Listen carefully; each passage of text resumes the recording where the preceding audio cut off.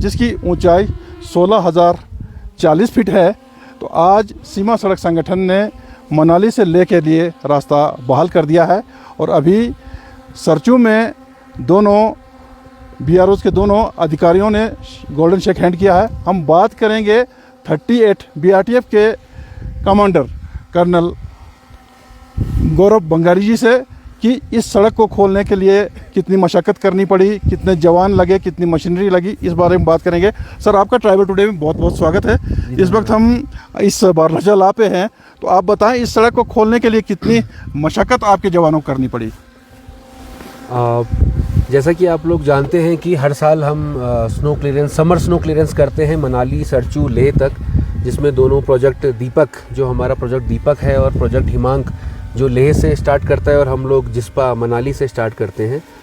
और करीबन 100 किलोमीटर 136 से लेकर किलोमीटर 222 तक जो हमने स्नो क्लियरेंस करना होता है समर में, इस पूरे करीबन 90-100 किलोमीटर के स्ट्रेच को इस बार हमने करीबन 46 दिन में पूरा किया है। और ये काफ़ी काबिल तारीफ़ है और ये काफ़ी चैलेंजिंग रहता है हमारे लिए, बिकॉज़ आप देखेंगे, आप चारों ओर देख सकते हैं, यहाँ पे 10-20 फीट के अलावा, ऑन एन एवरेज 10-20 फीट के अलावा यहाँ पे 50-50 फीट की दीवारें भी हमें स्नो की काटनी पड़ती हैं।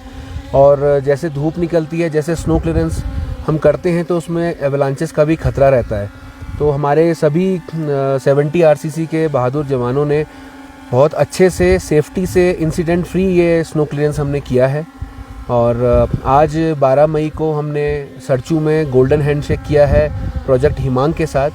प्रोजेक्ट दीपक और प्रोजेक्ट हिमांक का हैंडशेक हुआ है। और इसी के साथ 12 तारीख से, आज से जो रोड है वो military convoy, essential departmental vehicles, emergency vehicles सभी के लिए खोल दिया गया है। और इसी के साथ सिविल टूरिस्ट के लिए भी रोड खोल दी गई है।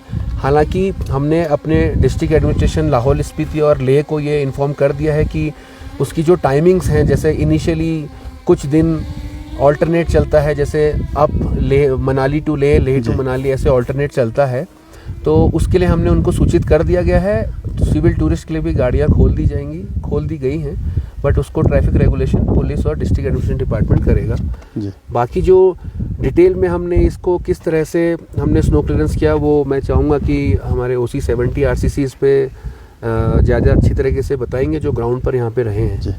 हम बात करेंगे, क्योंकि मनाली से अगर लेह तक के बीच की जो दूरियों में जितने भी दर्रे आते हैं, सबसे टफेस्ट दर्रा ये बारलाचा ला माना जाता है। हम बात करेंगे मेजर साहब से। मेजर साहब, आप थोड़ा बताएं कि लगातार ये आप इस रोहतांग, ये मनाली लेह को खोलने में आप जुटे थे, तो इस इलाके में खासकर इस पेच में कितनी दिक्कत आती है, इसके बारे में थोड़ा बताएं। जी, ऐसा है कि हर साल यहाँ पे हम लोग स्नो क्लियरेंस का ऑपरेशन जो है काफ़ी जल्दी शुरू करते हैं, बट इस साल जो स्नो का स्पेल है वही काफ़ी लेट हुआ। तो उसके कारण दूसरी बात ये भी हुई कि लेट होने के कारण काफ़ी देर से हमें शुरू भी करना पड़ा, जैसे एक दिन लेट भी शुरू किया हमने। प्लस उसके बाद जल्दी खोलने के लिए काफ़ी हम पे प्रेशर भी था। तो इस तरीके से हमने क्या किया, ज़्यादा से ज़्यादा यहाँ पे इक्विपमेंट हमने डिप्लॉय किया। हमारा जितना भी इक्विपमेंट था, मैक्सिमम इक्विपमेंट हमने इस एरिया में डिप्लॉय किया। इसमें हमारी तकरीबन 12 मशीनें लगी हुई थी जो दिन रात काम कर रही थी। ये करते हुए हमें जगह जगह पे 50 फीट तक की दीवारें भी लांघनी पड़ी, बॉक्स कटिंग करते हुए, स्पेशली इस एरिया में जहाँ पे बिल्कुल ही स्नो कवर्ड रहता है। तो रास्ता पता करना, रास्ता ढूंढना, ये एक सबसे बड़ा चैलेंज होता है, जिसमें हमारे जवान जो है, एक्सपीरियंस जवान, और हमारे जो लेबर्स है जो काफ़ी सालों से हमारे साथ काम कर रहे हैं, तो उन्होंने इसको ढूंढने में, रास्ता ढूंढने में काफ़ी मेहनत की और काफ़ी टाइम लगा इन चीज़ों में। उसके बाद 17 से 20 अप्रैल के दौरान जो स्नोफॉल हुआ वो भी काफ़ी ज़्यादा मात्रा में हुआ। तो ऑलरेडी हम काफ़ी ऊपर आ चुके थे, हमें वापस तकरीबन 10 किलोमीटर पीछे जाना पड़ा, दारचा से वापस हमें शुरू करना पड़ा। तो इसकी वजह, इसको ध्यान में रखते हुए हमने पूरी कोशिश की कि इसको टाइम से खोल पाए और विदाउट एनी इंसिडेंट्स खोल पाए, सेफ्टी के साथ, सेफ्टी का ध्यान रखते हुए खोल पाए। ये सब हमारी कोशिश थी और इसमें लीड कर रहे थे हमारे कैप्टन संजय कृष्णन और उनकी टीम। जी, जिन्होंने बहुत ही सही समय पे ये रास्ता खोल दिया है। जैसे कि आप जानते हो, ऑपरेशन सिंदूर को जी। मद्देनज़र रखते हुए हमें ट्रुप्स मूवमेंट यहाँ पे मतलब थ्रू कराना बहुत ज़रूरी था, तो इसलिए हमने भी अपना पूरा जोर लगा के इसको खोला है। जी। हाँ, एक स्पेशल बात आज इसमें हम और इंक्लूड करेंगे, इसके लिए हम कमांडर साहब से बात करेंगे।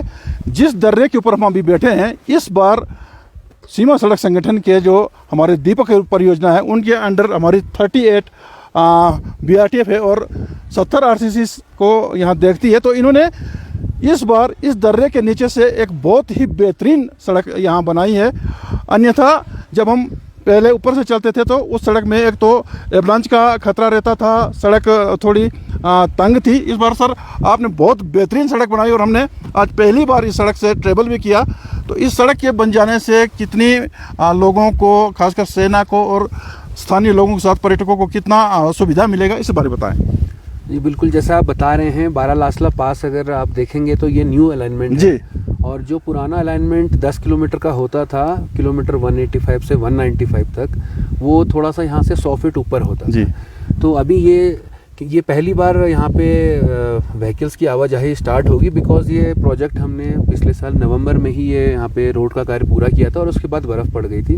और जैसा साहब ने बताया कि 10 किलोमीटर का ये वाला नया अलाइनमेंट था, तो इसको यहाँ पे स्नो क्लियरेंस करने के लिए भी हमको काफ़ी केयरफुल होके काम करना पड़ा, बिकॉज पहली बार हम इस अलाइनमेंट पे चल रहे थे। तो इससे डेफिनेटली जो रीअलाइनमेंट हुआ है उससे कम 15 से 20 मिनट का फ़र्क पड़ेगा।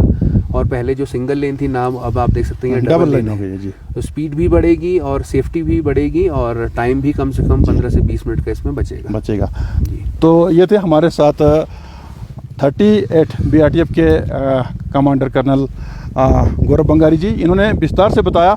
एक नज़र हम अपने कैमरे से दिखाने की कोशिश करेंगे।